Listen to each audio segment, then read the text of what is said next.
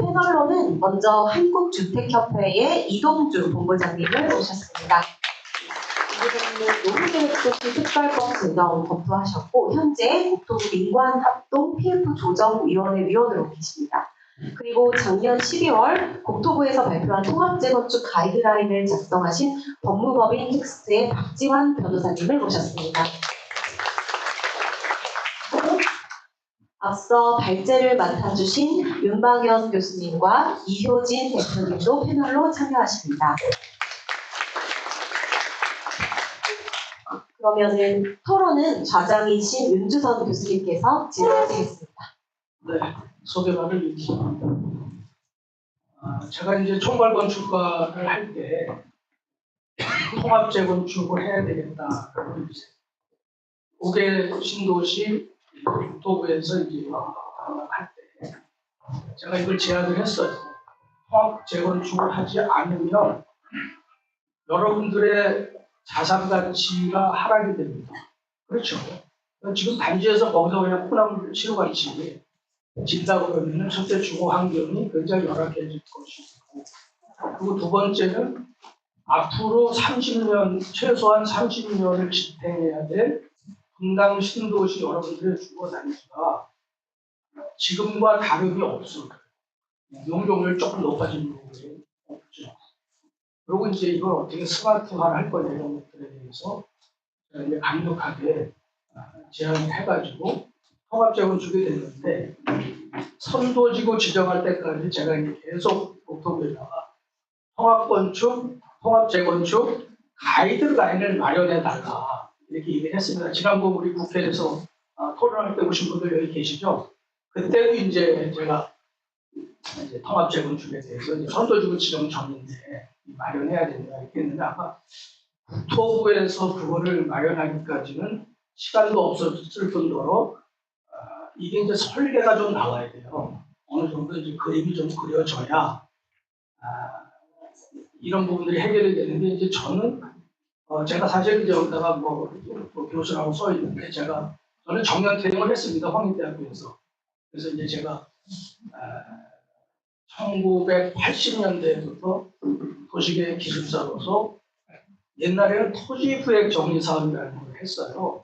여기 좀 나이 드신 분들은 이제 토지구획 정리사업이 뭔지 아시는 분들 계실 겁니다.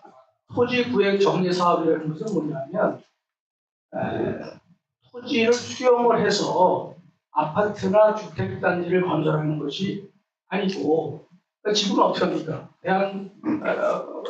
옛날에 이제 주택공사, 토지공사가 토지를 수용을 해가지고 거기다가 대규모 주거단지를 건설을 하지 않습니까?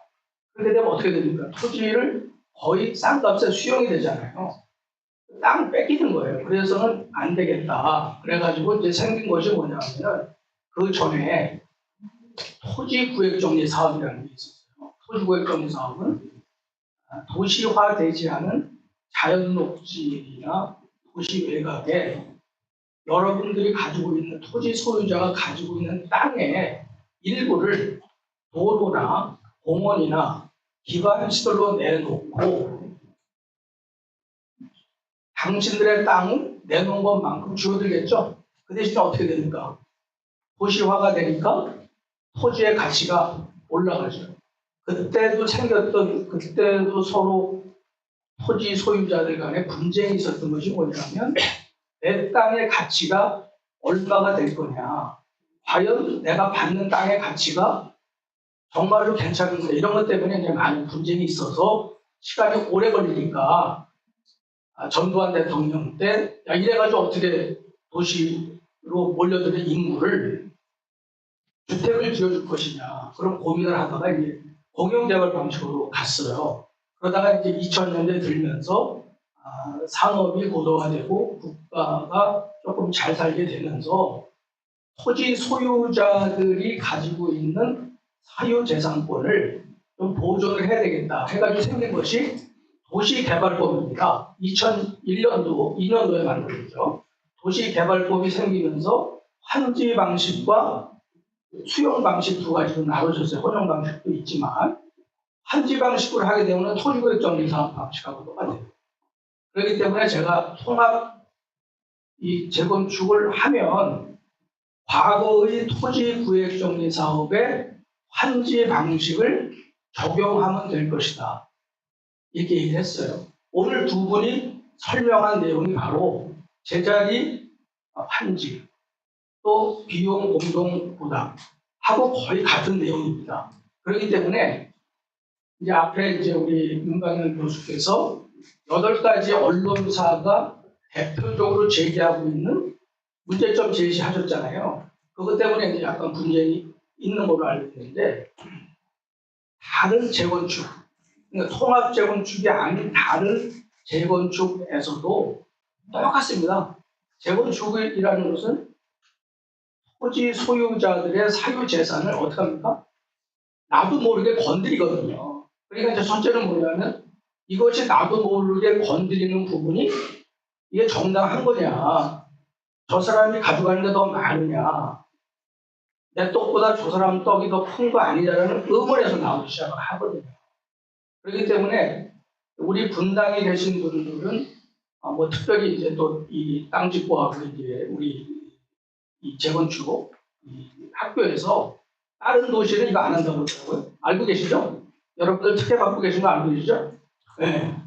여러분들 이 분당만 지금 이 교육을 하고 있는 걸로 제가 알고 있어요. 그렇기 때문에 여러분들이 다른 재건축이나 재개발에서 가장 큰 문제가 시간이 끌리는 겁니다. 시간이 끌리게 되면 여러분들의 피 같은 돈이, 여러분들이 가져갈 돈이 어떻게 돼요? 다 시간으로 채 나가요. 비용으로 다 떨어져 나갑니다. 그렇기 때문에 분당이 선도적으로 통합 재건축에 모범을 보이시려고 그러면 이런 이제 교육 과정을 통해서 여러분들이 빨리 이렇게 통합을 해서 의견도 조율을 하고 웬만하면은 어느 정도 수습을 해서 빨리 가도록 해야 됩니다. 지금 여기 대부분이 이제 저기서 오셨죠? 그 선도지구에서 오셨죠? 그렇죠? 선도지구가 지금 말들이 많을 거예요. 근데 설계가 나온 데가 있나요? 가설계? 가설계 빨리 나와야 됩니다. 설계사무소 정하고 빨리 추진위원회 만들고 추진을 해서 조합으로 가고 이렇게 해가지고 빨리 시작이 돼서 그 기본적인 설계가 나오지 않으면 여러분들이 계속 제기하는 문제는 그냥 공중에다가 흘려버리는 시간 낭비에 불과해요. 그렇기 때문에 빨리 정리가 됐으면 좋겠다. 제가 좀 이제 선이 길었는데 오늘 이 두 분이 발제는 거의 뭐 현장에서 아마 가장 우리나라 최고의 실무 전문가들이 해주시는 거고 또 실제로 사업을 하고 계시잖아요. 그렇기 때문에 이제 오늘 여러분들이 들은 얘기를 또 이제 우리 두 분의 아주 그 우리나라 최고의 법률가와 또 주택협회에서 나오셨으니까 두 분 얘기를 들어보고 또 여러분들 각자의 질문을 받도록 하겠습니다. 오늘 제목을 보니까 끝장 토론이더라고요. 여기서 끝장을 내고 빨리 여러분들 조합을 빨리 설립해서 진행이 되기를 바랍니다.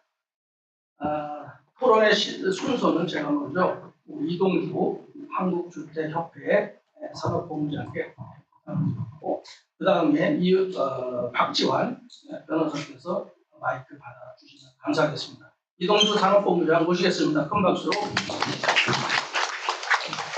네, 안녕하십니까. 저는 한국주택협회에서 근무하고 있는 이동주라고 합니다. 먼저 저희 협회에 대해서 잘 모를 건데요. 저희 협회는 이제 대형 건설사들이 소속되어 있는 협회고요. 저희가 하는 업무는 이제 주택 산업의 좀 불합리한 규제나 그런 것들을 이제 정부나 국회에 좀 건의를 하고 있습니다. 정상 같은 경우는 제가 이제 협회에 입사해서 한 15년 정도 이 산업을 좀 관련해서 정책 업무를 좀 하고 있었습니다. 아시다시피 이 정비 사업이라는 게 시간이 굉장히 많이 걸리는 사업이고 그 사업에 있어서 사업이 결국에는 얼마만큼 시간을 단축하냐가 이 성공의 키라고 좀 보고 있습니다. 오늘 그 발표를 제가 두 번의 발표를 들었습니다. 아주 시적절한 그 발표였던 것 같고요. 통합 재건축이 지금 현재 서울 중심으로 해서 특히나 이제 강남권 중심으로 좀 성공된 사례도 있고 또 추진되는 사례도 있는데 우리가 좀 그 사례, 성공의 사례에 배워야 될 건 배워야 될 것 같고, 또 추가적으로 어떤 부분들을 좀 고민해야 될지, 또 고민해야 될 부분이 좀 있는 것 같습니다. 제가 볼 때는 통합 재건축에 있어서 조금 더 두 분의 발표에서 조금 더 좀 고민해야 될 부분이 뭔가를 좀 집에서 고민을 해봤는데요. 제가 그동안에 해왔던 정비 사업들을 봤을 때 공통적인 좀 고민해야 될 부분들이 지금 최근에도 좀 여러 정비 사업장에서 많이 좀 이슈들이 발생되고 있는데 상가에 대한 부분들이 있습니다. 하나 이제 제가 분당의 그 송도지구 쪽을 이렇게 좀 살펴보고 상가라는 문제가 그러면 어떻게 이 부분을 잘 수용해야 되고 어떻게 이분들하고 합리적인 부분들을 좀 잘 해야 될지 그런 부분들 좀 고민해야 될 부분이 있을 것 같고 또 하나는 아직 일어난 부분도 있고 아직 일어날 수 있는 부분이 있는데 특히나 이제 강북 쪽에 여러 가지 아마 이슈가 있었을 겁니다. 종교시설도 이제 법 위에 있는 부분들이 종교시설에 있어서 절차대로 진행을 하더라도 종교시설이 좀 막대하게 보상을 요구한다던가 이런 부분들이 어떻게 보면 사업에 여러 가지 지연적인 부분들이 있을 겁니다. 그리고 또 하나 좀 고민해야 될 부분들이 여러 두 분의 발표자님 이제 좋은 말씀을 해줬지만 과연 이 각 단지마다 갈등이 발생했을 경우에 그 갈등을 좀 조정해 줄 수 있는 조정자 역할을 좀 누군가가 해줘야 되는데 그런 갈등의 조정자 역할들을 지금 법이라든가 이런 쪽에 좀 강제할 수 있는 부분이 좀 필요하지 않나 생각이 듭니다. 일단 1차 선도지구에 앞서서 이제 1차 선도지구 발표가 됐고요. 그 다음에 올해 6월에 이제 또 2차 선도지구에 대한 어떤 세부적인 계획들이 발표될 거라고 발표를 했는데 제가 성남시 얘기 쪽을 좀 들어보니까 그 2차 사업 물량으로 해서 한 1만 2천 가구 그리고 5년치 그 정비 물량을 좀 공모에 대한 계획들도 좀 얘기가 있는 것 같습니다.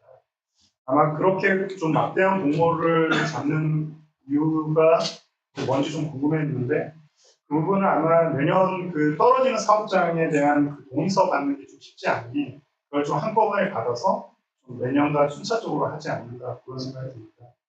어쨌든 성남시 특히나 이 분당 지구 같은 경우는 제가 작년부터 이제 각 신도시 그 도시 특별법 관련해서 각 지구의 MP 분들 좀 만나서 여러 가지 좀 의견을 좀 들어봤는데 다른 그 일기 신도시 같은 경우는 조금 암울한 부분이 많았는데 분당 쪽 같은 경우는 다른 지구에 비해 그래도 여러 가지 컨디션이 가장 좋아서 아마 여기에 계신 분들이 잘 협의하고 화합을 한다면 충분히 성공적인 사업 모델로 가지 않을까 생각합니다.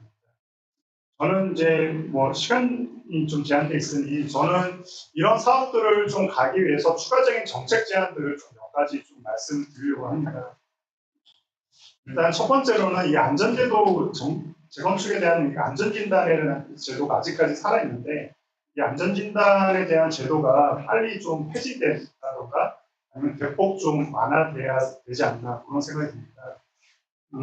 아마 며칠 전에 그 국토부의 재건축 안전진단 기준이 행정예고가 됐습니다. 그래서 주거 환경에 대한 지수를 좀 대폭 좀 상향시켜서 안전진단에 대해서 좀 원활하게 갈 수 있도록 해줬지만 그래도 이 안전진단에 대해서 사업의 리스크가 어쨌든 존재하는 상황에서 이 안전진단 기준이 좀 신속하게 좀 폐지가 좀 필요하다고 생각하고요. 두 번째로는 분당 신도시 같은 경우는 보면 대형 편수가 좀 꽤 많더라고요. 그래서 이런 사업성 개선을 위해서 그 1+1에 대한 그 제도가 있습니다. 도시정비법에.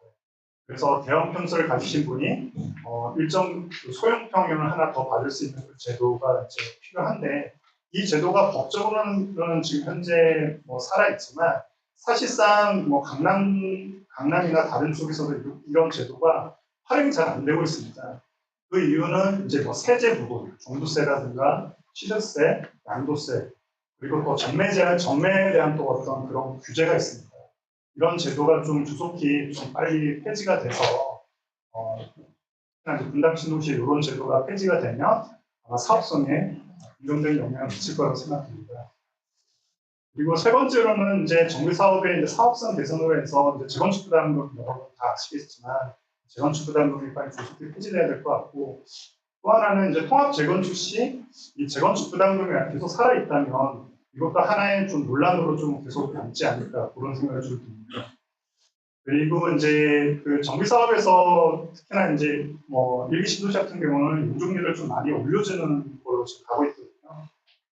그 용적률 인센티브에 따라 임대주택 가격이 이제 표준 건축비로 되어 있어서 이 부분이 사업성에 굉장히 많은 영향을 미치고 있습니다. 그래서 이 표준 건축비를 최소한 기본형 건축비로 좀 상향해서 조합원의 분담을 좀 낮춰줄 수 있는 그런 제도 마련이 좀 필요하다고 생각하고요. 그리고 또 하나 아까 이제 뭐 그 일정 규모 이상은 이제 공원녹지법에 따라서 공원을 조성해야 되는데 이것도 좀 서울시 같은 경우는 이제 선례적으로 유채공원 방식으로 해서 이런 부분들을 좀 많이 좀 사업성을 좀 높여주는 그런 제도를 좀 시행하고 있습니다. 성남시도 이런 부분들을 좀 도입을 해서 그 일기 신도시가 사업이 좀 잘 갈 수 있도록 좀 절차를 좀 개선해야 되겠다고 생각이 들고요. 그리고 마지막으로는 제가 그 지금 현재 도정법에서 이제 기부채납 운영 기준이라는 게 아직 마련되어 있지 않아서 각 그 단지마다 기부채납하는 그 가이드가 없다 보니 어떤 단지는 많이 좀 더 기부채납을 많이 해야 되고 어떤 단지는 좀 적게 내야 되고 이런 좀 불합리성이 계속 존재하고 있습니다. 이런 부분에 대해서 좀 정부가 기부채납에 대한 운영 기준을 좀 빠르게 마련돼야 될 거라고 좀 생각합니다. 그리고 마지막으로 이제 좀 말씀드리고 싶은 거는 아무래도 이제 뭐 여기 계신 분들도 제가 이렇게 보면 이제 노년의 은퇴자분들도 꽤 계시는데 이제 추가 분담금 납부가 힘든 은퇴자를 위한 주택연금형 정비 사업도 이런 통합 재건축 사업에 좀 도입이 돼서 은퇴자분들이 좀 장기적으로 그 존 안에 계속 거주할 수 있도록 하는 방안도 좀 필요해 보입니다.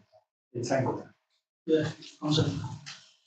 간단하게 이제 사실은 이제 오늘 우리 그 주택협회에서 제안을 해주셨잖아요.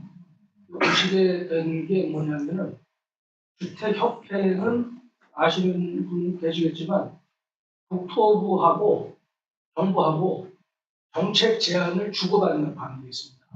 오늘 이제 특별히 오셔서 제안을 해주셨는데 우리 분당 주민들, 선도지구 주민들께서 앞으로 이런 것들을 잘 정리를 하셔가지고 우리 이동주 본부장을 한번 대표드리겠든지 아니면 이렇게 정리를 하고 또 우리 여기 그 학교 개설하는 분들하고 같이 해서 잘 정리를 또 의견이 뭐 갈라지면 안 되잖아요. 여러분들이 이제 협의를 해서 이런 부분들은 꼭 정부에다가 건의를 했으면 좋겠다. 특히 이제 최근에 정부가 흔들리고 있잖아요. 어떻게 될지 모르는 상황이지 않습니까? 어떤 정부가 될지에 따라서 또 많이 흔들릴 수도 있어요. 그렇기 때문에 오늘 토론에서 나오는 얘기들을 여러분이 정리하셔가지고 학교를 통해서 또 이제 주택협회를 통해서 정부에 전달되는 그런 루트가 필요하기 때문에 이런 부분을 주셨는데 여기서 이제 한 가지가 뭐냐면 제가 갈등 조정자가 필요하다. 갈등 조정자가 있어야 됩니다. 근데 이제 대개 이제 시민단체 이런 쪽에서 이제 갈등 조정을 하는 역할을 하는 그 지자체가 있어요.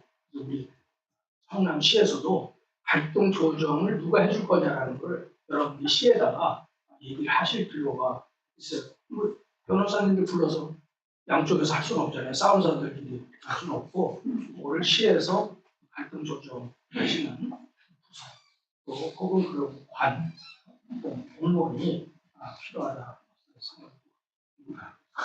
예, 이번에 이제 우리 박 변호사님. 네, 안녕하세요. 박지원 변호사입니다. 사실은 이전까지 다른 법무법인 세종 판별 이런 데 근무하다가 이번 주 월요일에 법인 새로 설립했거든요. 그래가지고 그런 법무법인 텍스트로 처음 인사드린 자리입니다. 제가 이제 드리고 싶은 말씀은 이제 앞에 이제 그 교수님과 대표님께서 이제 여러 가지 그 통합 재건축에 대해서 여러 가지 말씀해 주면서 합의, 이제 주민 어떤 조합원과 주민들의 합의로 결정할 수 있는 사항이라고 말씀하셨잖아요. 이게 진행되다 보면은 사실 이제 서로 불만이 생기면서 뭐 위법하다, 소송하시는 뭐 가처분 소송 이렇게 하시는 경우도 많이 있을 겁니다. 근데 일단은 그게 좀 우려되는 면도 있는데 일단 제가 뭐 소송 같은 걸 많이 하는 변호사 입장에서 말씀드리면 이 통합 재건축의 주요 중점은 이 소송으로 바뀔 사항은 별로 없습니다. 어떻게 보면 뭐 지금 입장에서 보면 다행인 부분인데 일단 뭐 정산하거나 아니면 분양하는 문제는 뭐 관리처분 계획의 문제 같은 경우는 대부분 재량의 문제이기 때문에 재량의 문제이기도 하고요. 특히 재건축 사업은 특별하게 뭐 조례 등에서 제한을 두지 않습니다. 그래서 이제 주민들께서 합의하시는 대로 할 수 있는 여지가 상당히 넓습니다. 그러면은 그럼 제약은 있을 것이냐? 물론 제약은 따로 있습니다. 뭐냐면 도시정비법도 그렇고 그 이제 지금 노후계획도시 정비사업도 보면은 기본적으로 주택단지나 묶은 이제 통합주택단지를 이제 기준으로 전체적인 뭐그 정비 이제 제도를 이렇게 두고 있습니다. 가령 예로 들어서 이제 첫 번째 예로 들면은 우리가 이제 총회 같은 거 하면 의결 정족수라는 게 있잖아요. 그럼 전체 조합원 과반수 출석에 출석 조합원 과반수 찬성이 이제 기본 의결 정족수인데 뭐 경우에 따라서는 뭐 전체 조합원 과반수 찬성, 또 어떤 거는 3분의 2 찬성 그렇게 정하기도 합니다. 이건 통합 재건축을 하더라도 일단은 이게 원래 하나의 주택단지를 전제로 한 법이었기 때문에 개별 주택단지가 아니라 통합해서 모든 조합원이 전체로 묶어서 3분의 2, 2분의 2 이런 식으로 판단하게 됩니다. 지금 재건축 준비위원회 재준위 하실 때 보면은 이 통합 재준위 같은 경우는 이제 각 아파트 재준위별로 어떤 의결 정족수를 채우고 전체 통합 재준위 의결 정족수 채운다. 뭐 이렇게도 많이 정하시는 것 같아요. 이게 나중에 조합설립 추진위원회 또는 조합으로 가게 되면은 전체 개별 주택단지가 아니고 통합한 전체를 기준으로 판단하게 됩니다. 이런 식의 문제가 있을 수 있고요. 그렇게 되면은 나중에 시행하는 과정에서 이제 일부 주택단지의 의사가 쪽수가 부족하다는 이유로 밀리는 거 아니냐. 사실 그 법적으로는 그렇게 할 수밖에 없는 문제고요. 그럼 방지하기 위해 할 수 있는 게 뭐가 있냐. 자, 구체적으로 개별 주택단지 이익을 보장할 수 있는 이제 통합 재건축이나 독립정산제를 하게 되면은 그 내용을 정관 또는 시행 규정에 그 조합 설립 처음에 사업이 시작할 당시부터 분명하게 명시해 두는 겁니다. 사실 이제 재개발이나 재건축 사업에서 어떤 소수들의 의견이 가장 잘 반영될 때는 조합이 설립될 때거든요. 동의서를 내야 되니까. 자, 그때 재준이나 아니면 협약서 등에서 분명히 그걸 명시하고 나중에 정관이나 시행 규정에 들어가야 됩니다. 정관이나 시행 규정이 안 들어가는데 협약서에 이런 내용이 있어요라는 것만으로는 효력이 발생하지 않습니다. 그래서 그 사업이 시작할 당시에 그런 부분들을 분명히 각자 협의한 것으로 이렇게 명시하실 필요가 있고요. 그다음에 사실 이제 별로 이렇게 나머지 임원을 기존의 주택단지별로 안 분하거나 이런 거는 지금 법으로도 편하게 하실 수 있습니다. 다만 이제 안 되는 거, 기존에 이제 여러 사업 중에서 하는데 이제 법리적으로 상당히 좀 문제가 있는 것들은 가령 이제 종전자산, 지금 갖고 있는 게 지금 종전자산이고 새로 지어질 아파트가 종부자산이거든요. 그 가격은 감정평가액으로 산정하게 되어 있기 때문에 가령 어느 아파트에 대해서는 20% 증가한다 이런 식으로 인위적으로 수치를 고칠 수는 없습니다. 그냥 있는 그대로 계산해 주셔야 되고요. 또 사실 이제 그 질의 문제도 있던데 감정평가액이 보면 이제 지분이 제대로 반영되지 않는다라는 문제가 있잖아요. 이 거래사례 비교법을 평가하다 보면은 지분은 이제 지분 면적도 아니고 그 지분의 비율이라는 그 요인 중 하나로 들어갑니다. 물론 모든 요인이 곱하기이기 때문에 거기서 0.1만 달라져도 전체 가액은 10%가 달라지는 큰 차이가 있긴 해요. 근데 이제 우리 생각하면 내 토지 지분 반영이 안 되는가라고 생각하실 수 있는데 일단 그렇게 그 평가하는 방법은 감정평가에 관한 규칙부터 시작해서 실무례가 확립이 되어 있기 때문에 바꾸기 어려운 문제일 수 있고요. 또는 문제는 어떻게 보면 우리가 실제로 재건축에 출자하는 건 토지지만 실제로 내가 그것 때문에 상실하는 거는 종전자산 가치잖아요.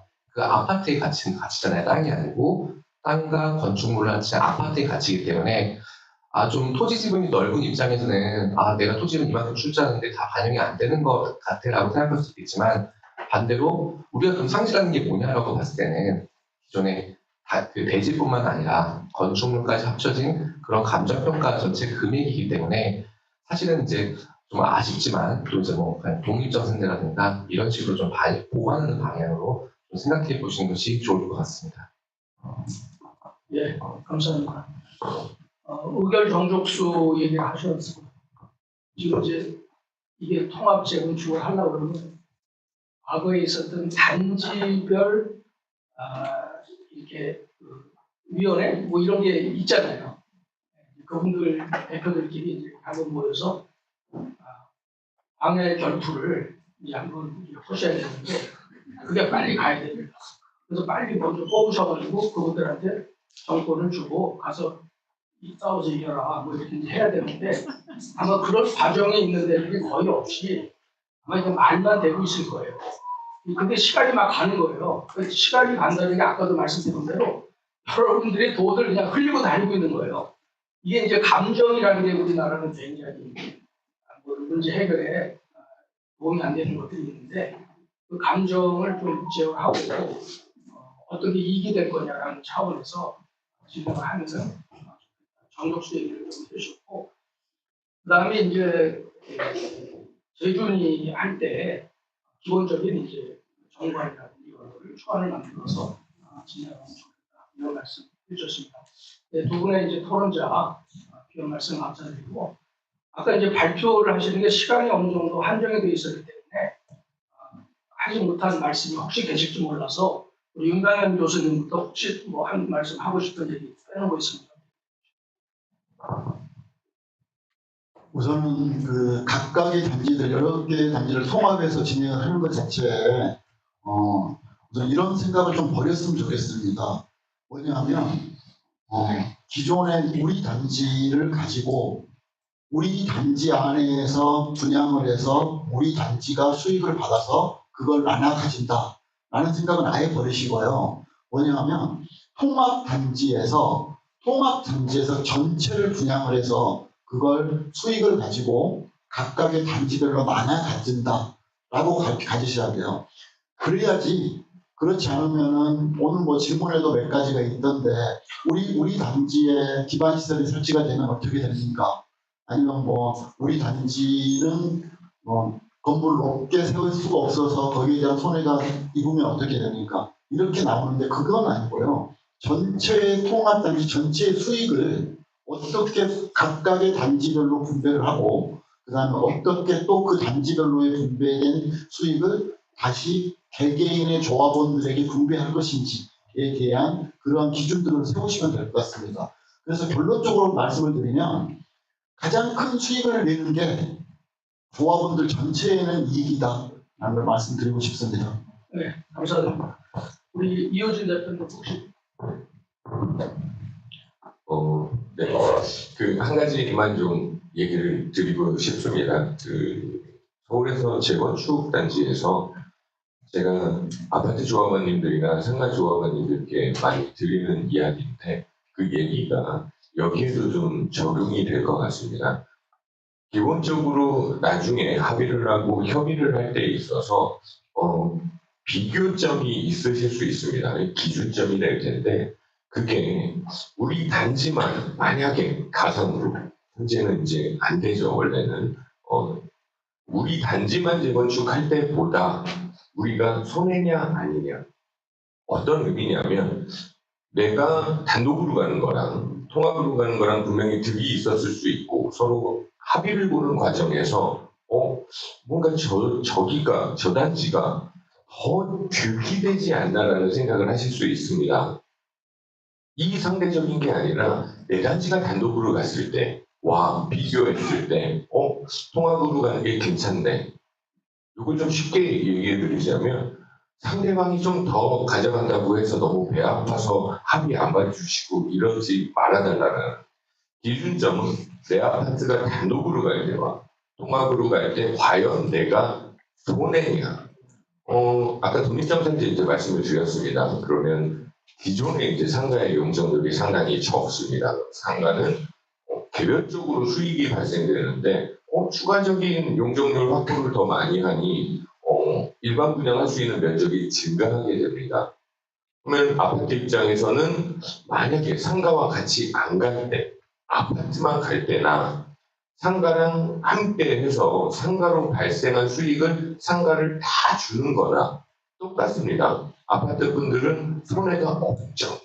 근데 우리는 수익이 많지 않은데 상가 사람들은 수익이 많은 것 같아. 아예 배 아파 가지 못하겠어 이런 생각들을 좀 하시는 분들이 있으세요. 기준점을 좀 단독으로 갈 때랑 통합 갈 때 내가 과연 손해인가 요것만 생각하시면 저는 충분히 합의나 협의가 이루어질 것 같아서 이런 기준으로 좀 사업을 진행해 주셨으면 합니다. 예, 감사드리고요. 이제 우리 끝장 토론이니까 여기 계신 그 플로어에 계신 분들의 질문을 좀 받아보도록 하겠습니다. 먼저 받은 것들도 있지만 한번 또 여기 오셔가지고 얘기를 듣다 보니까 이런 거 꼭 질문해야 되겠다 말씀해 주시죠. 손 들고 몇 단지에서 오셨다고 말씀하시죠. 예.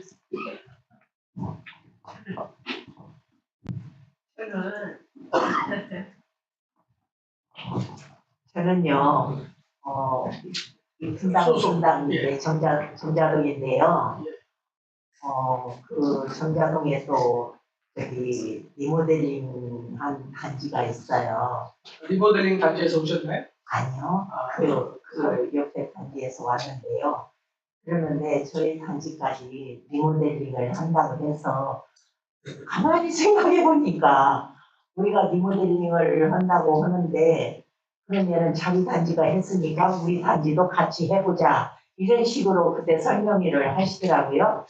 그러면은 그 가격이 얼마가 나오는 거니 한 3억 4억막 이렇게 많은 분담금이 나오더라고요. 그러면은 지금 우리 젊은 세대들 직장도 없고 그러는데 지금 적은 평수에서라도 이렇게 행복하게 살고 있고 지금은 4세 고시 7세 고시 하는데 젊은 사람들 그 자녀들을 그렇게 돈 들여서 학원도 보내야 하고 이러는데 그 2, 3평 그거 복도 집어넣고 베란다 넣고 해서 그렇게 해서 하면은 3, 4억씩을 그렇게 넣어야 하는데 가만히 생각해 보니까 우리가 주민들이 그 대출을 받아서 은행 금융기관에서 대출을 해줄 거 아니에요? 저희 아파트를 담보로 하고 그러면 가만히 생각해 보니까 우리가 은행 계통의 노예가 되는 것 같아요. 노예가.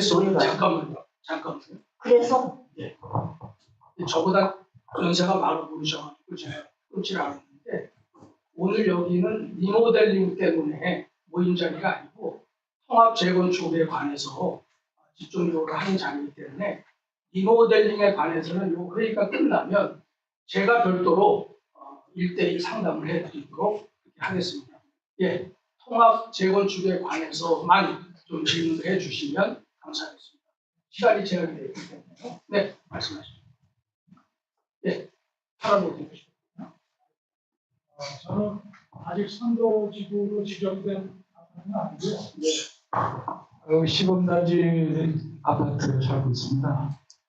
지금 제가 여기서 들은 얘기로는 우리 단지가 한 1,800세대 되는데 다음 차기에 하려고 노력을 하고 있습니다. 근데 우리가 대형 평수가 한 300세대 돼요. 1,800세대에서. 그래서 우리 나름대로는 너무 크니까 이거를 작은 평수로 짜게해서 너나 갖자 이렇게 생각을 하고 있었는데 지금 오늘 말씀하신 거를 내용을 들어보니까 대형 평수 갖고 있는 사람은 소음실이다. 그렇게 하면 이거 안 하는 게 차라리 낫지 않나 이런 생각을 지금 먹고 가게 생겼어요. 그래서 그거에 대한 자세한 내용을 좀 알고 싶습니다. 네, 우리 인간을 네.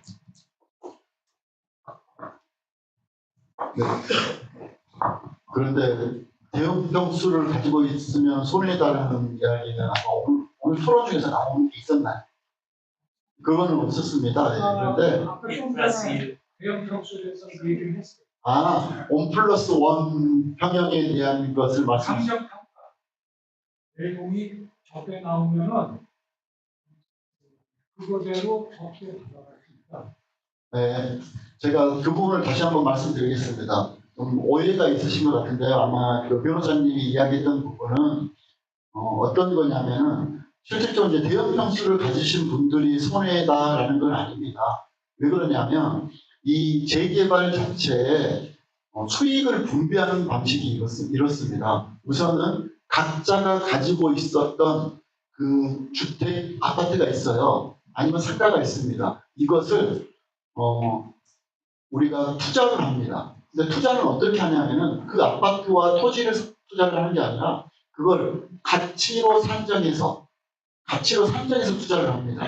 그렇기 때문에 그 가치는 그대로 살아있는 거고요. 그리고 또 다시 그 가치로 투자했던 그 아파트를 다시 새로운 아파트를 건설합니다. 그래서 신축 아파트를 건설해서 그걸 분양을 하죠. 그래서 그 분양을 했던 것을 가지고 순수익을 조합원들한테 나눠드립니다. 그러면 나눠드릴 때는 어떻게 나눠드리냐면 기존의 가치로 산정을 했었잖아요.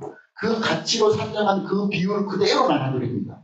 그렇기 때문에 실질적으로 내가 대형 아파트여서 큰 가치를 가지고 있다라고 하면은 그 가치만큼 내가 소형 아파트에서 작은 가치를 가지고 있다. 그걸 투자했다라고 하면 그 가치만큼 가져가기 때문에 실질적으로 수익에 대한 그 가치, 그러니까 대형 아파트를 가지고 있던 큰 가치를 가지고 있었던 분들이 실질적으로 수익률은 똑같지만 수익량은 더 많을 수밖에 없습니다. 그래서 가치는 똑같이 그렇게 수익이 나눠진다라는 이야기고요.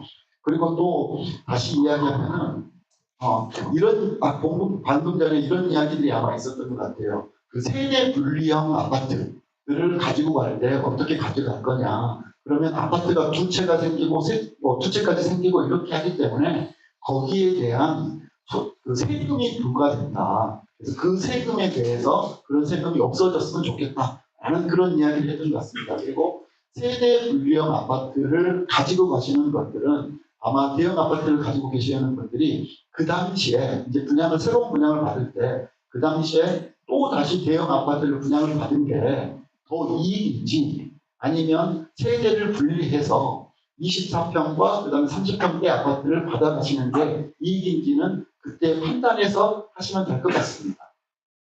네, 질문에 답이 되셨는지 모르겠는데, 예, 됐습니까? 예, 또 이쪽에서 질문 한번 해주세요. 이쪽 분다 여기서. 예. 생각할 동안 예, 예.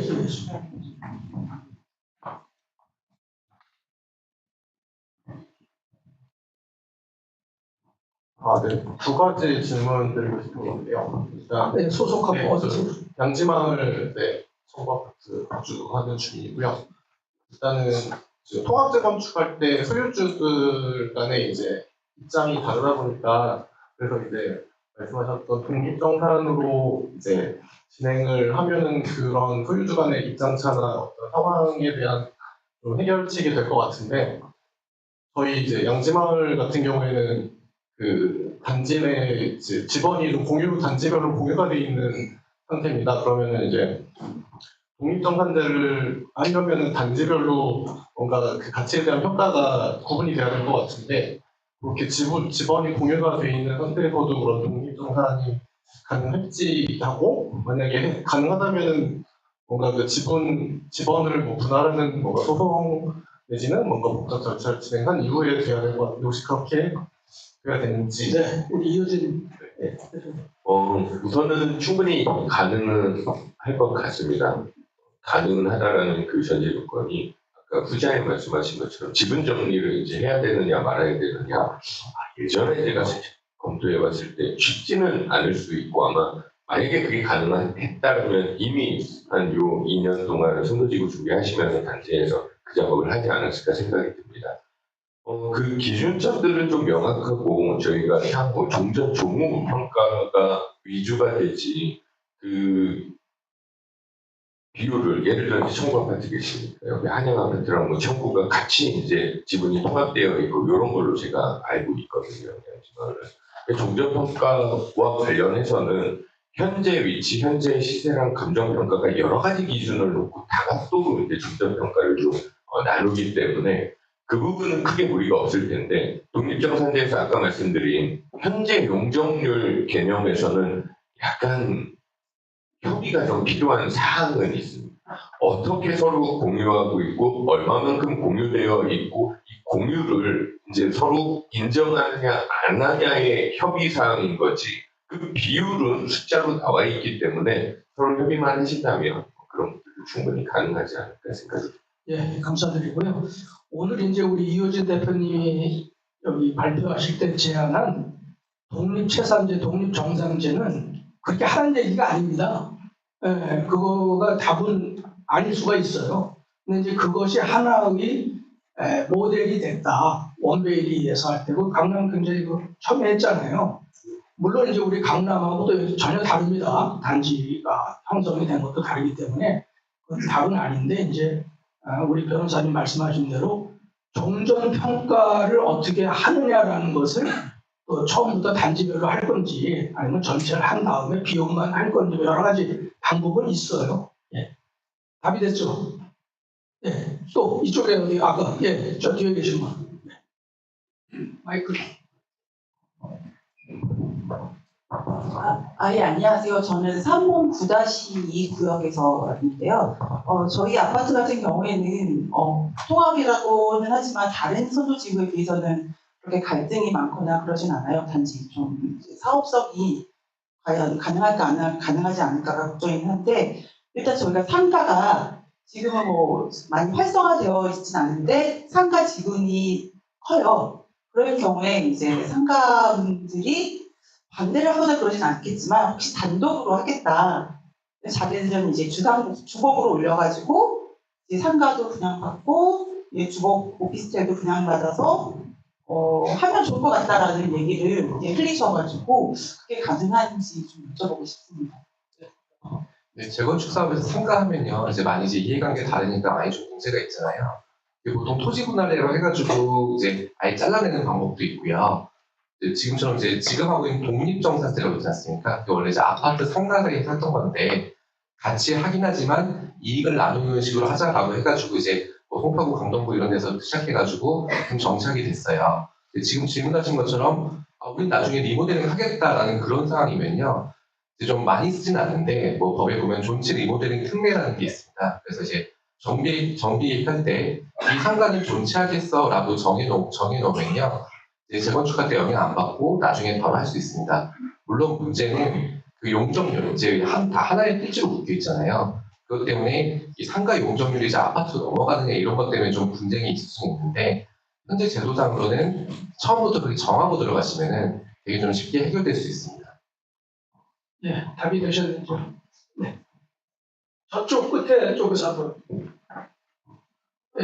맨 뒤에 계신 분. 중간은 아까 질문 많이 하셨으니까 저쪽 하고 또 하게요. 형평에 맞아야 되니까. 너무너무 잘 들었습니다. 5분 감사드립니다. 통합 키워드를 소속 중. 이번에 선도지구로 선정받은 서현동에 살고 있습니다. 그 시간도 같이 그 중간에 일어나는 갈등 이렇게 이야기해 주셨는데 다른 사례도 좋고 또 뭐 예측도 좋고 할 수 있는지 대답을 해줄 수 있으면 참 고맙겠는데 어느 정도 기간 그리고 평균적으로 어느 정도 가치가 좀 예상되는지 좀 라프하게라도 가이드를 주시면 좋겠습니다. 이거 여기서 대답하니까 방송으로 나가겠습니다. 결국 지금 하신 말씀이 그 키워드 아닙니까? 시간 과연 가능한 답인지는 잘 모르겠습니다만 가능하지 않죠. 저도 이제 분당 사는데 저희 집은 이제 이 선도지구에 들어가는 지역이 아닙니다. 그렇기 때문에 이제 제가 20년 좀 넘었어요. 제가 분당이 뭔지. 분당이 이게 재건축이 되겠는가. 저는 이제 도시계획을 전공을 하고 신도시가 지어질 때 일산, 그다음에 이제 분당 신도시 계획에도 참여를 했습니다. 그때 만들 때 저희가 가장 제가 부러워했던 게 이제 뭐냐면 토지공사 분들하고 일본에 갔었어요. 일본에 가니까 샌디 뉴타운, 다만 뉴타운, 아주 멋있던 뉴타운이 있더라고요. 1980년대지 않습니까? 그래서 그때 현장을 가보니까 그때 지어진 아파트들이 세계적인 아파트. 우리나라는 그냥 뭐 주택공사 지은 아파트하고 일반 사업자들이 지은 이제 판상형 아파트 이렇게 있었는데 가보니까 부럽더라고요. 근데 그걸 우리가 했잖아요. 5개 신도시에서. 그러고 나서 이제 재건축이 된다고 생각도 못한 것이 이제 재건축을 하게 됐어요. 과연 가치가 얼마가 될 거냐.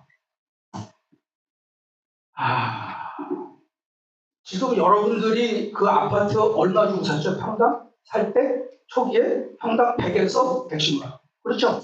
분양 받으실 때 처음 들어온 분들 얼마 됐죠? 지금 거기 사시는데 얼마세요? 서현동 평당 3천에서 5천 가잖아요. 그죠? 5천 가는 아파트 분당에 저기 서현동에 없나? 분양은 있어요. 있죠. 분양은 있어요. 3천이라고만 해도 몇 배 된 거죠? 5천만 원. 30배. 그죠? 네. 그럼 앞으로 또 30년 지날 거 아니지 않습니까? 그럼 몇 배가 되겠습니까? 네. 그죠? 제가 이제 책을 작년에 2024년도에 책을 한 권 썼는데, 요거로 그냥 질문을 답하려고 해요. 네, 책을 한 권 썼는 게 뭐냐면, 아파트 평당 3억 시대가 온다. 책을 제가 썼어요. 네. 교보문고 가면 있습니다. 책장. 네. 물론 이제 전체가 되는 건 아니고, 이제 그런 아파트들이 생길 것이다. 강남은 지금 생기고 있잖아요. 2억 얼마까지 가고 있잖아요. 그렇기 때문에 이제 여러분들이 만약에 분당 지역에서 재건축을 선도적으로 국가 로드맵이 제시한 5년 내에 한다 그러면 엄청난 변화가 있을 것이라고 생각이 됩니다. 이걸로 답을 가름하겠습니다. 네. 예. 아유, 한 번만 더. 네, 리모델링 하지 마시고. 아니, 이분들이 저는 반대요. 그거 안 하는데요. 그러면은 저희 예를 들어서 사후단지가 공원길만 있지 이렇게 앞에는 이제 도로가 있고 서남 도로가 있고요. 그러는데 한 단지에 1000세대가 넘어요. 그러면 2세대 옆에 있는 4, 5세 여기 단지를 합치면은 2000세대가 넘거든요. 그러면은 아까 이거 통합을 제가 잘 이해를 못해서 그러면 사후단지가 통합을 해서 재건축을 해야만이 여기 회사에서는 해주시는 거예요? 아니면은 1000세대가 넘은 게 단지별로 뭐 4단지, 5단지 이렇게 단지별로도 재건축을 할 수가 있나요? 그건 이제 저희가 하는 게 아니고요. 네. 시에다가 네. 아까 얘기한 몇 개 단지를 이렇게 이제 정하셔가지고 우리 여기랑 하고 싶다. 네. 정하셔가지고 시에다가 이렇게 대통합 단지를 만들겠습니다. 어떠세요? 하고 물어보면 돼요. 시에서 결정해 줄 겁니다. 여기서 그런 거 결정하는 데가 아니고요. 아니 그러니까 뭐 결정은 뭐 안 하시겠지만은 그러면 1000세대가 넘는데 단지별로는 못 오고 또 통합만 해야 통합 재건축이 되는 거예요? 그래서 통합 재건축이라고 하는 것은 예. 단지별로만 하는 것이 아니고요. 최소한 2000세대 정도가 넘었으면 좋겠다라는 게 이제 가이드라인입니다. 기본적으로. 통합 재건축은 예, 최소한 2000세대 정도가 넘으면 그러면은 좋겠다. 저희 경우는 딱 맞네요. 네. 2000세대가 넘으니까 네. 4, 5단지고. 네, 그렇게 해주시면 되겠습니다. 예. 이쪽에 마이크 좀 주시죠. 예. 여러분이 손 드셔도 됩니다. 예, 오늘 설명에 너무 잘 들었습니다. 저는 그 양지마을 한양아파트의 소유자 입장에서 질문을 좀 드리겠습니다. 저는 지금 은퇴한 입장이거든요. 아까 그 이동주 본부장님께서도 그 은퇴하신 분들이 지금 그 소유하고 있는 아파트 부분에 대한 그 부담을 많이 얘기하셨는데 선도지구가 지정이 돼서 굉장히 기뻐했는데 너무 부담이 큰 거예요. 우선 첫 번째로 분담금 문제가 얼마가 될지 모르지만 그거에 대한 문제도 있고 또한 또 이주를 해야 되는데 이주비에 대한 대출도 또 저희가 받아야 되지 않습니까? 그 이자를 감당할 대안이 없어요. 그래서 혹시 그런 부분에 대해서 앞에 그 강의자분들께서 경험이 있으시니까 그런 좋은 사례 같은 걸 좀 말씀해 주시면 감사하겠습니다. 예, 굉장히 중요한 얘기 하셨는데요. 진짜. 먼저 우리 이동주 본부장님 얘기하시고 그 부분에 대해서는 또 다른 분들이 또 고견이 있으니까 좀 들어보도록 하겠습니다. 먼저 이동주 본부장님. 예, 저희도 그런 부분들을 많이 고민하고 있고, 그래서 지금 다음 이제 대권에 정책 공약으로 해서 그런 공약집에 저희가 적극적으로 좀 추진할 계획입니다. 지금 여러 가지 문제가 있습니다. 그 분담금에 의한 부분, 또 이제 재건축 부담금이 아직까지 살아 있으면 재건축 분담금도 꽤 부담이 되거든요. 그리고 내가 그 분담금을 이제 은퇴자분들이 앞으로 계속 나올 건데 소득이 없는데 갖고 있는 거는 자산 집 한 채뿐이 없지 않습니까? 그런 데 부담을 좀 덜어줄 수 있는 아까 제가 같은 연금형 정비 사업이라든가 그런 다양한 정책들을 저희가 좀 적극적으로 새로운 정부에 좀 적극적으로 건의를 해서 여러분들이 좀 부담을 좀 덜 수 있도록 향후 정책에 좀 반영할 수 있도록 노력하겠습니다. 예. 예, 혹시 또 예. 네, 우선은 분담금에 대해서 아마 많은 관심이 있으실 겁니다. 근데 우리가 기존에 여기가 그냥 일반 재건축을 했다면 실제로 굉장히 많은 분담금을 내야 됐을 거예요. 근데 노후도시 특별법에 의한 용적률 상승과 이런 대단지로 따라서 실질적으로는 굉장히 분담금이 낮아졌습니다. 그리고 모 기관에서 또 시뮬레이션을 했던 것들을 보면은 같은 평형을 가는 데는 거의 분담금이 없지 않느냐라는 시뮬레이션도 있습니다. 그래서 그런 부분들은 지금 현재 분담금을 걱정할 게 아니라 이 재건축 사업을 진행하면서 수익을 어떻게 높여갈 것인지에 대한 고민들을 했으면 좋겠고요. 그러면 분담금은 당연히 줄어드는 겁니다. 그리고 이주비에 대해서는 실질적으로 일반적인 재건축, 여기도 마찬가지일 겁니다. 그래서 통합 재건축을 진행하든 일반 재건축을 진행하든 이주비는 본인이 직접 이렇게 내는 게 아니라 나중에 사업비로 전부 다 미리 냅니다. 그래서 거기에 포함이 되어 있고 그 다음에 나중에 들어올 때 그런 부분들을 감안하게 되는데 들어올 때에는 그러니까 입주할 때에는 실질적으로 이제 분양을 받으면서 제가 이주비를 감당할 수 있느냐 없느냐를 판단을 하셔서 분양할 때 조금 분당 본인이 가지고 갈 수 있는 그런 가치보다 조금 더 낮은 것을 선택을 하든지 아니면은 그 이상을 선택을 해서 분담금을 이주비를 감당을 하시든지 그렇게 진행을 하시고 또는 어떤 분들은 또 이걸 세를 내줘서 나중에 입주할 때 이런 분들로 여러 가지의 금융을 서비스를 할 수 있는 그러한 도움들이 있을 것입니다. 그래서 그때 그렇게 판단해 주시면 좋을 것 같습니다. 네. 그 분담금 얘기 참 많이 나옵니다. 한 2년 전부터 해서 설명회만 하면 그때부터 이제 분담금들 얼마 내면 되냐고 물어보시는데 그 분담금은 분당만 발생하는 건 아니죠. 서울 전역 아니면 전국에서도 다 분담금이 발생합니다. 사례라는 건 신도시는 이제 사례가 없으니까 아직 서울권, 강북도 그러니까 강남만이 아니라 강북도 다 저희가 파악했을 때 재건축이 진행했을 때 분담금은 당연히 냅니다. 당연히 내는데 향후 입주했을 때 아파트 가치가 과연 내가 추가로 낸 비용보다 더 가치가 있느냐 없느냐가 이제 중요한데 사례들은 다 가치가 있었죠.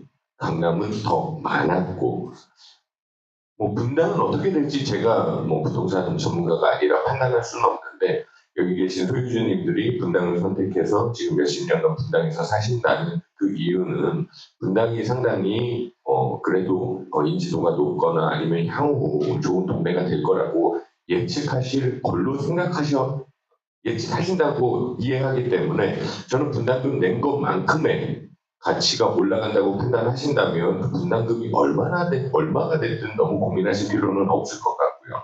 그다음에 우리 윤 대표님께서는 분담금은 낮아질 거다. 우리 용적률이 높으니 그 말씀을 해주셨고 실질적으로 내가 내 주머니에서 이 분담금을 내야 돼. 이런 고민을 하시는 분들도 꽤 계시더라고요.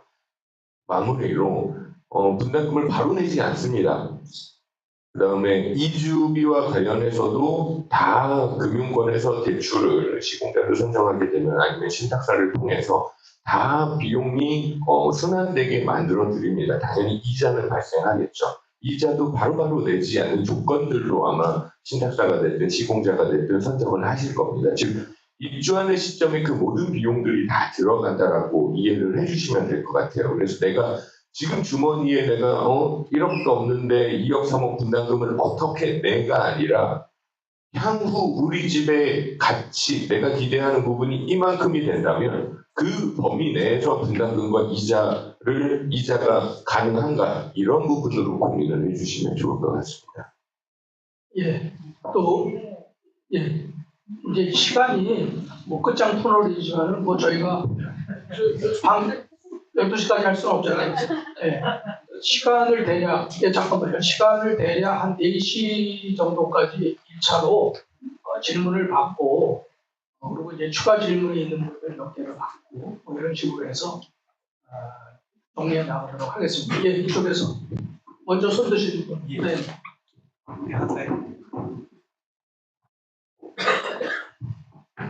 말씀 잘 들었습니다. 저는 선도지구에 선정된 샛별마을에서 왔는데요.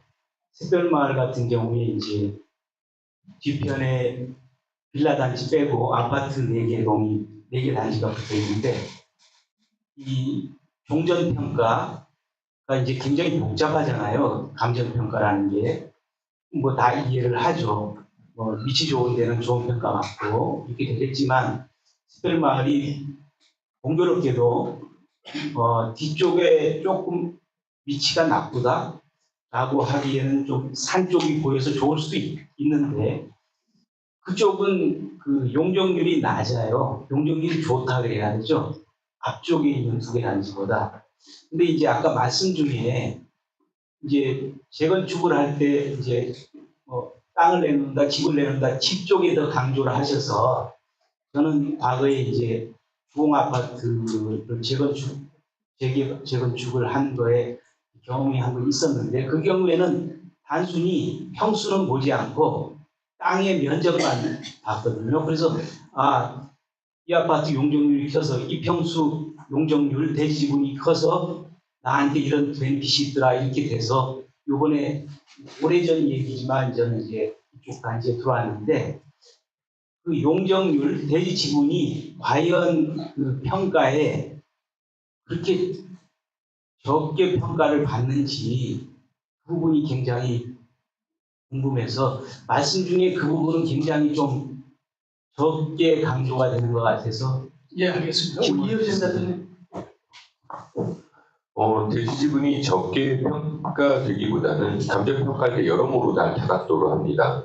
제가 아까 설명하면서 말씀을 드렸던 부분의 요지는 뭐냐면 대지 지분이 높으면 즉 현재 가지고 있는 용적률이 낮으면 새롭게 지을 건축 면적이 더 커지는 거잖아요. 타 단지보다. 이럴 때 예를 들어 독립정산으로 한다. 그러면 현재 용적률이 낮은 단지는 일반 분양 수익이 더 높아질 거다. 이러한 의미로 좀 말씀을 드렸고요. 감정평가는 아마도 지난 회차에서 이제 통합 재건축은 어떻게 감정평가를 하느냐 이렇게 했을 테니까 아마 거기에서 이런 내용으로 정말 감정평가사가 그 실무와 관련된 사항을 말씀드렸을 테니 제가 말씀드렸던 요지는 현재 단지별로 용적률이 다를 때 용적률이 낮은 곳에서 추가 이익이 더 발생될 수 있다. 이걸 독립정산하게 되면 이쪽이 이득이 수입이 높지 않겠냐 이런 의견을 좀 드렸던 사항이었습니다. 어떻게 답이 되셨어요?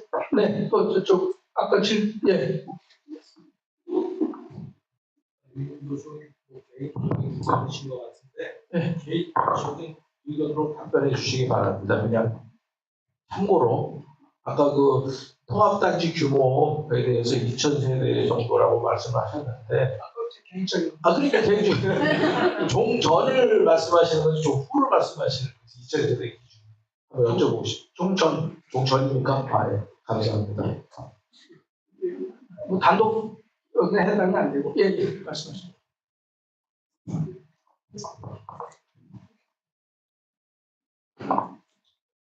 저는 그 샛별마을 소유자인데 아까 말씀하신 그 분담금하고 가지고 있는 그 문제는 이렇게 잘 생각하셔야 될 것 같다는 정책적으로 3억이고 5억이고 말이죠.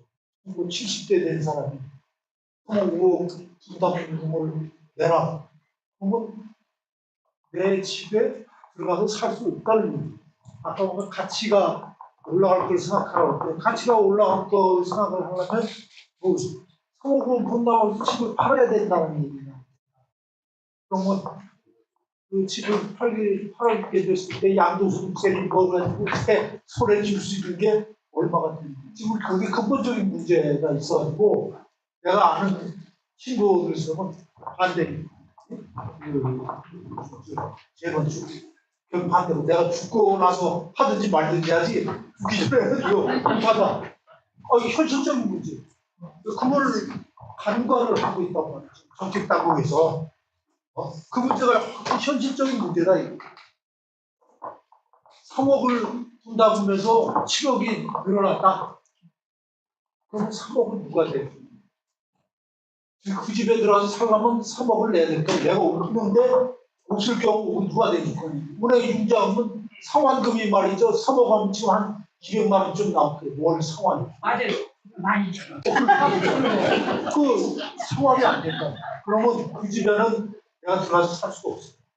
할 수도 없고요. 그 집을 살 수가 없고 전세를 주고 그 갖고 나는 이제 5억짜리든지 말이지 어디 가서 살아야 된다는 그 얘기가 하나 나오고 그것도 안 되면은 그 집 팔아야 된다는 얘기예요. 팔으면 양도세는 그거에서 손에 쥐는 것도 그렇구나. 이게 재건축해가지고 무슨 이익이 되느냐 하는 근본적인 문제가 간과되고 있어서 그 문제는 정책적으로 여기에 잘 수기를 좀 해줘야 될 것 같다. 네, 아유, 정책 건의로 저희가 다루도록 그렇게 하겠습니다.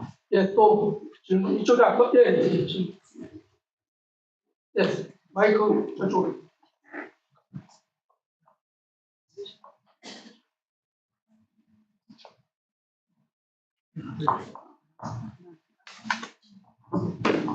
네, 반갑습니다. 양지마을 주민인데요. 저는 이거 지극히 개인적인 질문일 수도 있는데요. 저는 그 분당에서 지금 25년째 살고 있습니다. 근데 불과 이제 한 2년 전부터 해가지고 그 양지마을 쪽에도 재건축 바람이 불기 시작해가지고 지금 이제 뭐 상당히 속도를 내고 있는 상황인데요. 근데 사실 이제 지도 양지마을도 이제 단지가 몇 개 있는데 주로 이제 이런 거모라든지 이제 청구나 이런 쪽은 이제 저도 주민들하고 대화를 나누다 보면은 이제 뭐 주거에 큰 문제가 없다 이런 생각을 많이 하시고, 근데 한양이라든지 이런 쪽은 이제 건축물의 구조상의 문제 이런 것 때문에 이제 상당히 재건축을 원하시고 이런 것 같아요.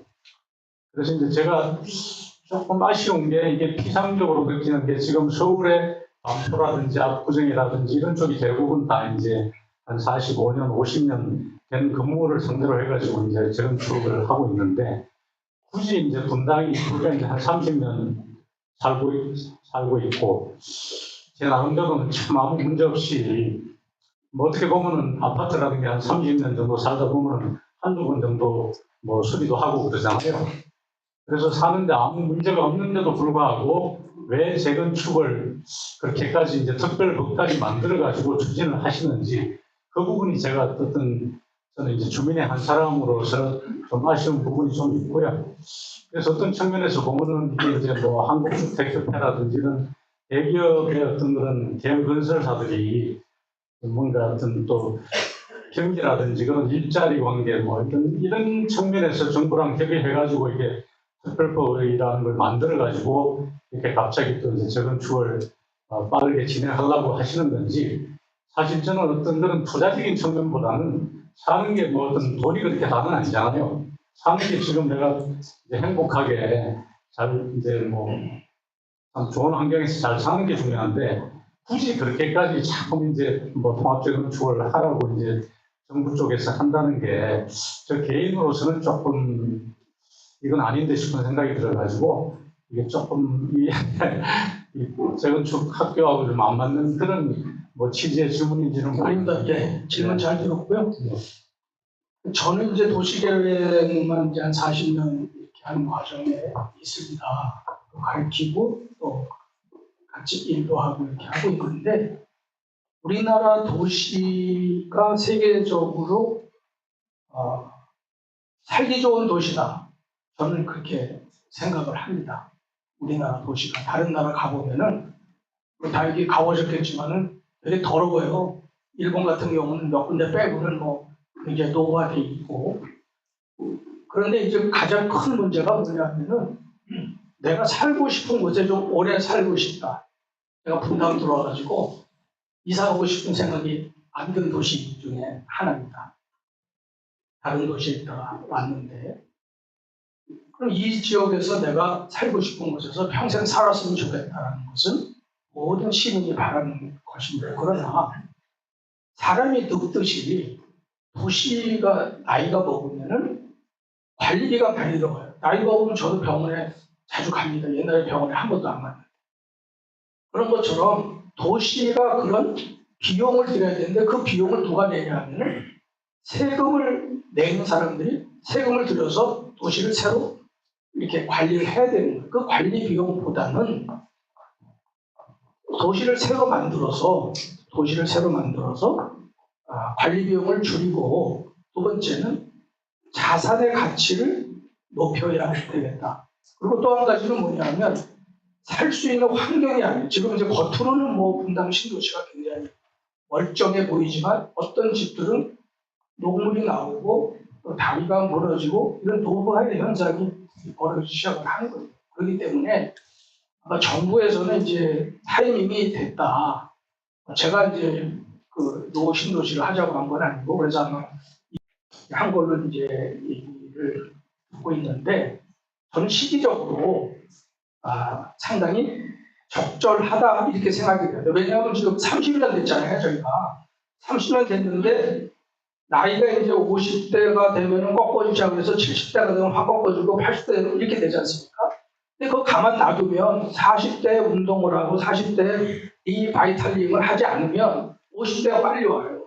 이렇게 되는 거거든요. 그러니까 지금 우리가 이제 타이밍인데 그 중에서 선도지구를 먼저 하겠다는 것이지 분당 신도시 전체를 한꺼번에 하겠다는 건 아니거든요.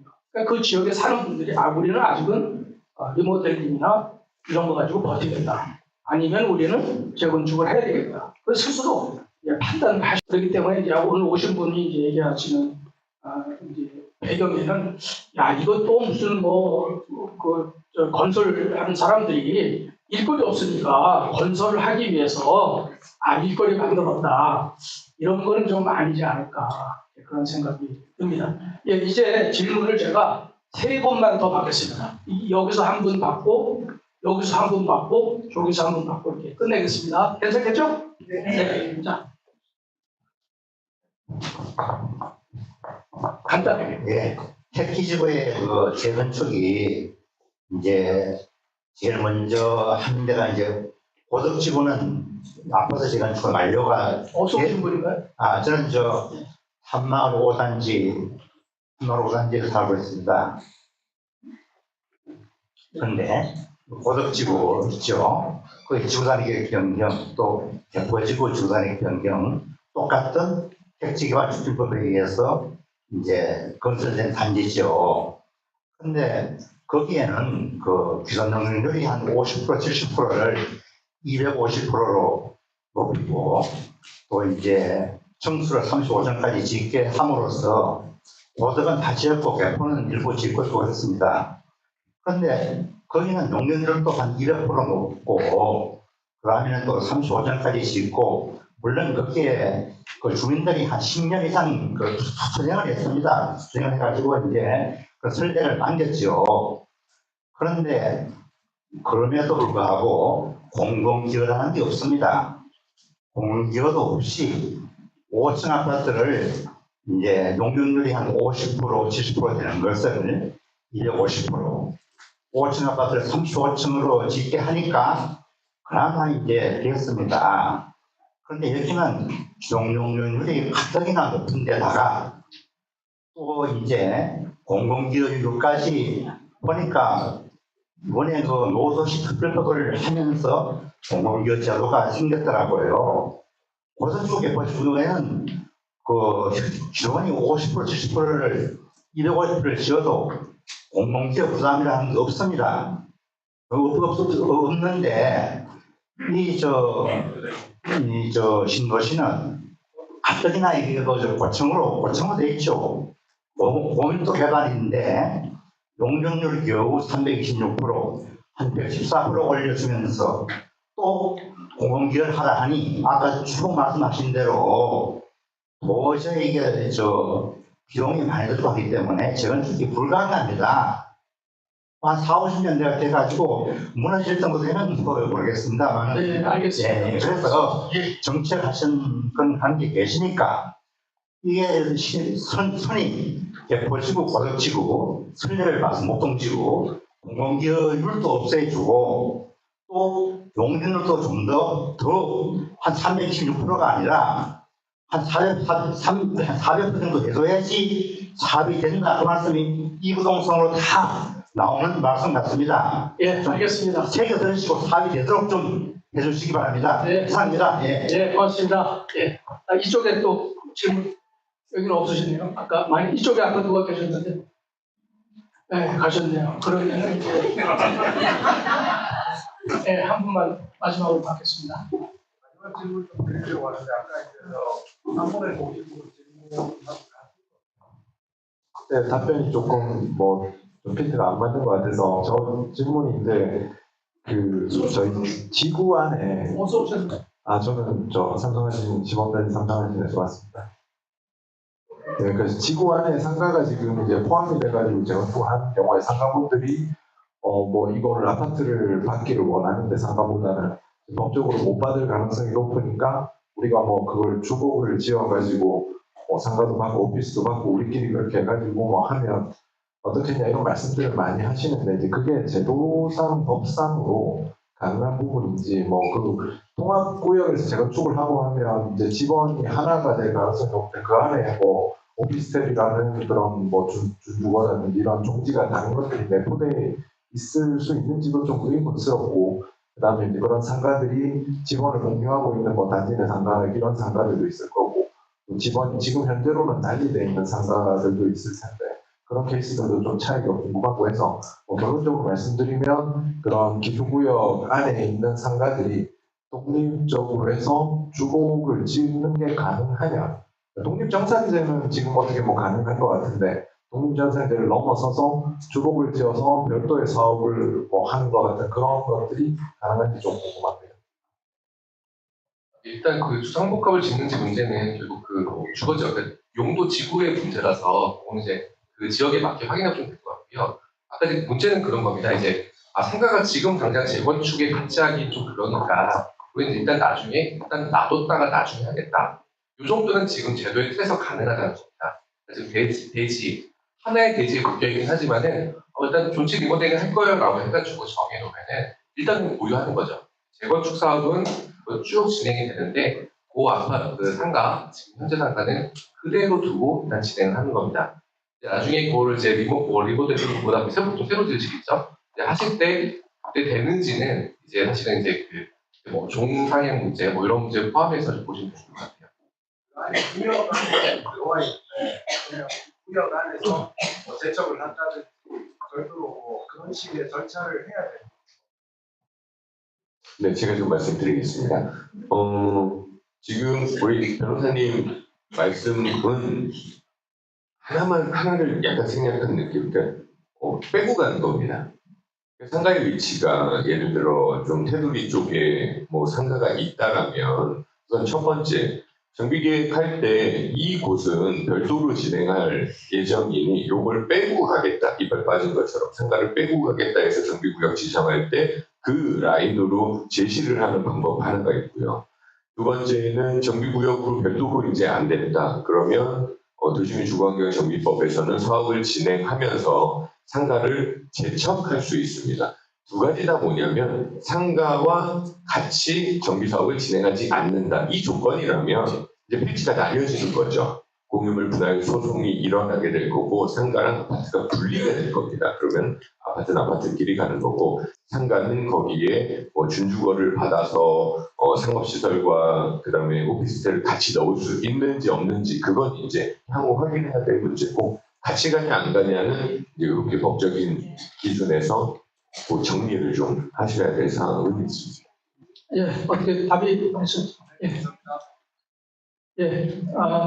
이제 그 질문을 이제 이 정도에서 끝을 내야 될 것 같습니다. 보니까 피곤해 보이세요. 이렇게 공부하는 게 이게 좀 피곤합니다, 사실.